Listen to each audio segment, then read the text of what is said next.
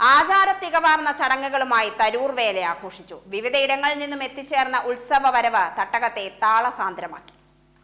കുറുമ്പക്കാവിൽ നിന്ന് ഭഗവതിയെയും തുടർന്ന് പാലക്കാട് രാജാവിന്റെ പ്രതിപുരുഷനായ തലച്ചേന്നൂരെയും വാദ്യമേളങ്ങളോടെ ദേശമന്നത്തേക്ക് എഴുന്നള്ളിച്ചു. പുതുക്കോട് ഭഗവതി ക്ഷേത്രത്തിൽ നിന്ന് അവകാശികൾ ചൂട്ടുകത്തിച്ചു കൊടുത്തു. ഉത്സവ വിളംബരമായി ഈടുവെടി മുഴങ്ങി. തരൂർ വേലയ്ക്ക് പകൽ എഴുന്നള്ളത്തിന് തുടക്കമായി. പ്രത്യക്ഷ മഹാഗണപതി ഹോമത്തോടെയാണ് പുലർച്ചെ ചടങ്ങുകൾ ആരംഭിച്ചത്. തരൂർ ചേലക്കാട്ടുകുന്ന്, അരിയശ്ശേരി, തോട്ടുംപുറം, കോഴിക്കാട്, കുളക്കാട് തുടങ്ങിയ ദേശത്തിന്റെ വിവിധയിടങ്ങളിൽ നിന്ന് ഉത്സവവരവ് നടന്നു. ഈടുവെടി ആചാരത്തിന് ശേഷം ദേശത്തനിമയുടെ പ്രതീകമായ പൊൻകുതിരയെ വേലക്കണ്ടത്തിലേക്ക് എഴുന്നള്ളിച്ചു.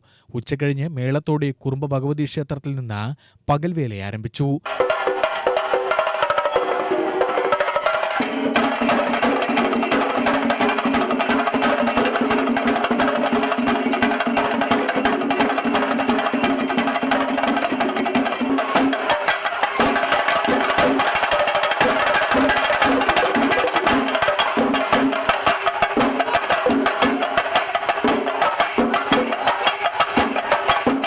അഞ്ചാനകൾ അണിനിരന്നു.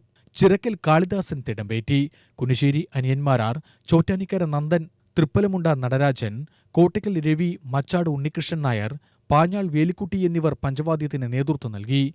എഴുന്നള്ളത്ത് പന്തലിൽ അണിനിരന്നപ്പോൾ പഞ്ചവാദ്യം തിമിർത്തു. ദേശക്കാർ ആവേശത്തോടെ തുള്ളിയാർത്തു.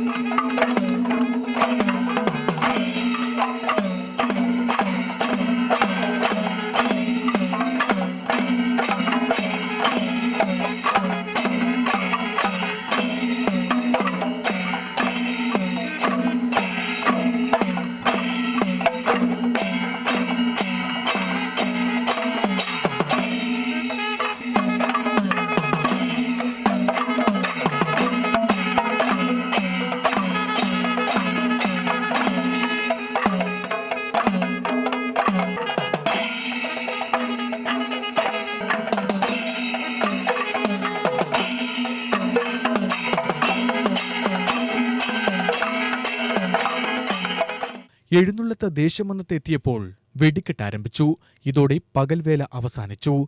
രാത്രി ദേശമന്നത്ത് വാളിന്മേൽ പണം വയ്ക്കൽ ചടങ്ങ് നടത്തി. കല്ലൂർ ഉണ്ണികൃഷ്ണന്മാരും പുതുക്കോട് ഉണ്ണികൃഷ്ണനും ചേർന്ന് അവതരിപ്പിച്ച ഇരട്ടത്തായമ്പക വാദ്യപ്രേമികൾക്ക് ഹരമായി. പുലർച്ചെ ആനകളെ അണിനിരത്തി പഞ്ചവാദ്യത്തോടെ പൊട്ടിവേല ആരംഭിച്ചു. ആന മേളത്തോടെ കുതിരമന്നം കയറിയതിനെ തുടർന്ന് വെടിക്കെട്ടോടെ ഉത്സവം സമാപിച്ചു.